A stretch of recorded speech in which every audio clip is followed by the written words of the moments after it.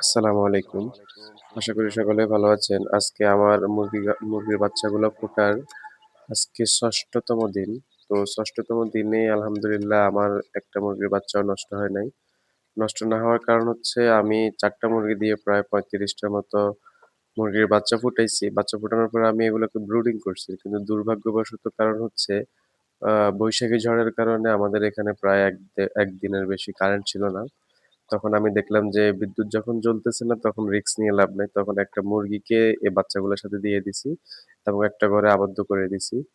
তো আবদ্ধ করে দেওয়ার ফলে যা হইছে মুরগি বাচ্চাগুলোকে তা দিয়েছে এবং সঠিক পরিমাণে খাবার দেওয়ার কারণে, ওষুধ দেওয়ার কারণে আলহামদুলিল্লাহ একটা মুরগির বাচ্চাও নষ্ট হয় নাই।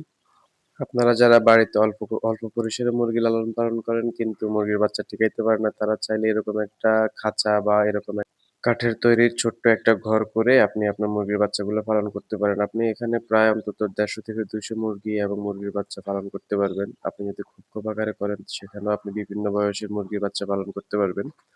তো যারা দেশি মুরগি পালন করতে পারেন এবং পছন্দ করেন তাদের জন্য এরকম একটা ঘর অবশ্যই প্রয়োজন। তো সকালবেলায় প্রতিদিন আসলে মুরগির বাচ্চাদেরকে আগে খাবার দিবেন না, আগে দিবেন পানি।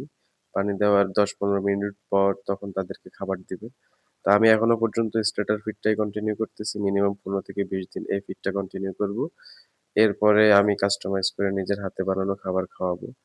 তো প্রিয় ভিউয়ার্স, যারা আপনারা মুরগির বাচ্চা ফোটার পরে দেশি মুরগির সাথে মুরগির বাচ্চাগুলাকে বাইরে ছেড়ে দেন, তারা এই ভুল কখনোই করবেন না। এই ভুল করলে আপনি আপনার মুরগির বাচ্চা টিকাতে পারবেন না।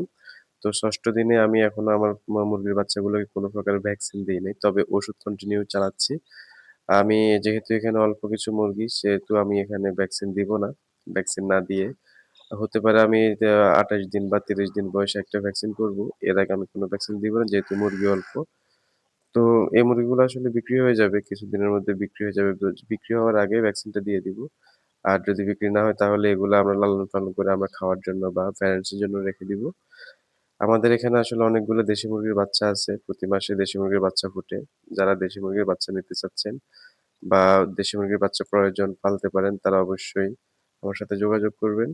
আসলে খাঁচা পদ্ধতিতে মুরগির বাচ্চা পালন করলে মুরগির বাচ্চাগুলোর রোগ-শোক অনেক কম হয়। কারণ হচ্ছে তখন মুরগির বাচ্চাগুলা চাইলে আপনার এদিক সেদিক দৌড়াদৌড়ি করতে পারে না। সঠিক সময়ে খাবার পায়, সঠিক সময়ে ওষুধ পায় এবং পানি, আলো এগুলা সবকিছুই ঠিকঠাক মতো পায়।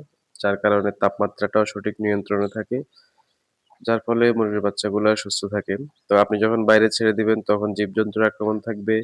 বিভিন্ন জায়গায় পরিত্যক্ত জায়গায় মুরগির বাচ্চাগুলা যাবে, ওখান থেকে ঠান্ডা লাগবে, এরপরে অসুস্থ হয়ে মারা যাবে, ঝিমাবে, অসুস্থ হয়ে মারা যাবে। সেজন্য আসলে যারা এই গ্রামে বা বাড়িতে ছোট পরিসরে খামার করতে চাচ্ছেন তারা অবশ্যই এভাবে খাঁচা পদ্ধতিতে মুরগি পালন করবেন। খাঁচা পদ্ধতিতে মুরগি পালন করার একটা সুবিধা হচ্ছে মেঝেতে স্যাঁতসেঁতে হওয়ার কোনো ভয় থাকে না।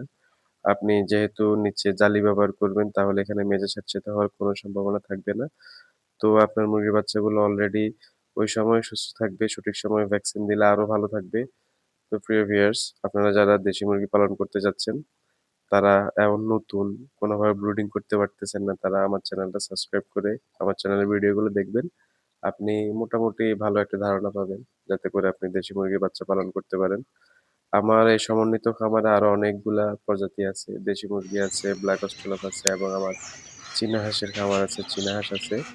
সামনের ভিডিওতে আপনাদেরকে দেখাবো চীনা হাঁসে কতটুকু লাভজনক ব্যবসা এবং চীনা হাঁস খামার করলে আপনি কিভাবে উপকৃত হতে পারেন। আর আমাদের কাছ থেকে চীনা হাঁসের বাচ্চা কালেকশন করতে পারবেন। ধন্যবাদ সবাইকে। আসসালামু আলাইকুম।